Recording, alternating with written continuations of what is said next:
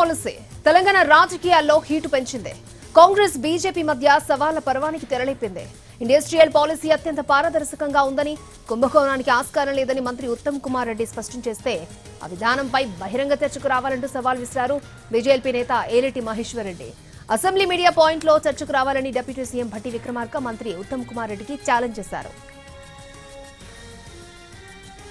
చీకటి జీవో తెచ్చి చీకట్లో భూములు కొట్టేయాలని రేవంత్ రెడ్డి సర్కారు పథకం ప్రకారం ప్లాన్ చేసిందన్నారు బీజేపీ నేత ఏలేటి మహేశ్వర్ రెడ్డి. పాలసీపై ఉత్తమ్కు అవగాహన ఉంటే చర్చకు రావాలన్నారు.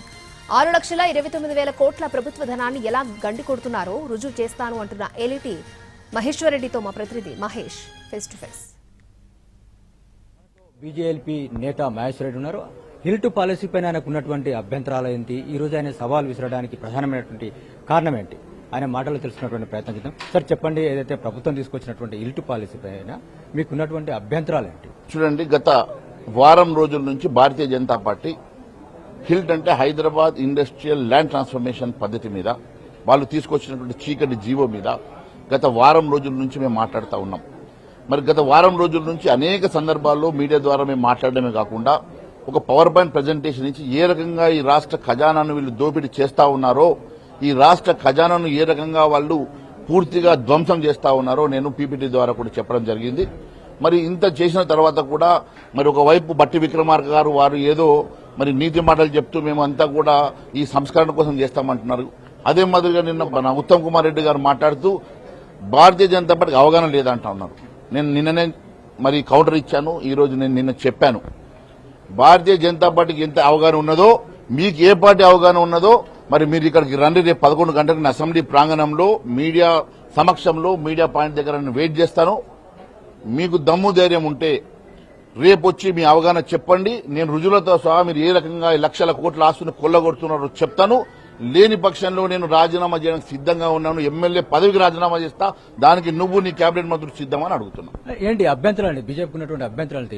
హైదరాబాద్ ఇండస్ట్రియల్ ల్యాండ్ ట్రాన్స్ఫర్మేషన్ పద్ధతిలో గతంలో ఇండస్ట్రీస్ ని ప్రమోట్ చేయడానికి సబ్సిడీగా ల్యాండ్స్ అలొకేట్ చేసినటువంటి ల్యాండ్స్ భూతపడ్డాయని వాటిని తరలించాలని చెప్పేసి వీళ్ళు ప్లాన్ చేస్తే అవే భూముల్ని వాళ్ళకే రిజిస్ట్రేషన్ వాల్యూలో 30% అంటే దాదాపు 6,30,000 కోట్ల విలువైనటువంటి భూములు కేవలం 5,000 కోట్లకే దారాదత్తం చేసి ఇండస్ట్రీస్లకు మీరు దారాదత్తం చేస్తుందంటే ఇండస్ట్రీస్ల మీద మీకు ఉన్నటువంటి ప్రేమ ఏంది, దేనికోసమని ఆ ఇండస్ట్రీస్లకు మీరు దారాదత్తం చేసే ప్రయత్నం చేస్తా ఉన్నారో తెలియజేయాలని మాత్రమే కోరుతా ఉన్నాం.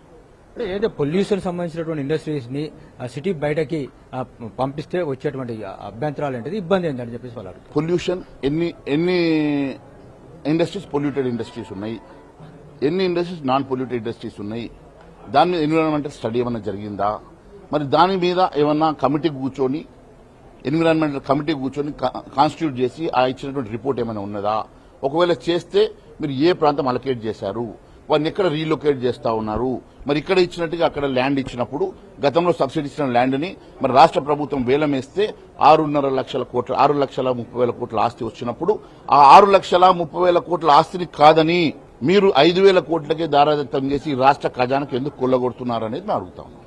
సార్, ఈ రోజు మీరు సవాల్ విసిరారు, ఇక్కడ అసెంబ్లీ మీడియా పైన వచ్చి కూర్చున్నారు. సో ఇప్పటి వరకు అధికార పార్టీ నుంచి కానీ మంత్రుల నుంచి కానీ ఇలాంటి స్పందన? మరి మీ సమక్షంలో కూర్చున్నాను. మరి మీకు ఏమైనా వాళ్ళు ఫోన్ చేసినా తెలియదు.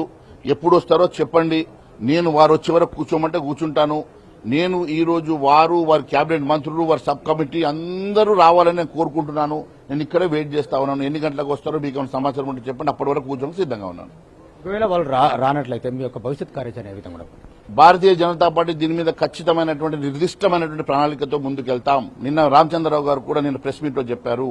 మహేశ్వర్ రెడ్డి గారు మా ఎల్పీ లీడర్ ఈ సబ్జెక్ట్ టేకప్ చేశారు.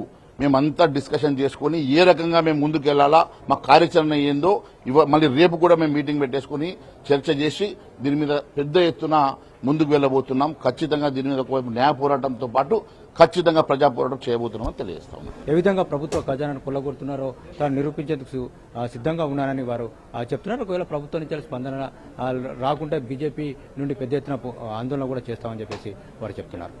కెమెరామెన్ వీరాంజనేయులతో మహేష్, ఎన్టీవీ, హైదరాబాద్.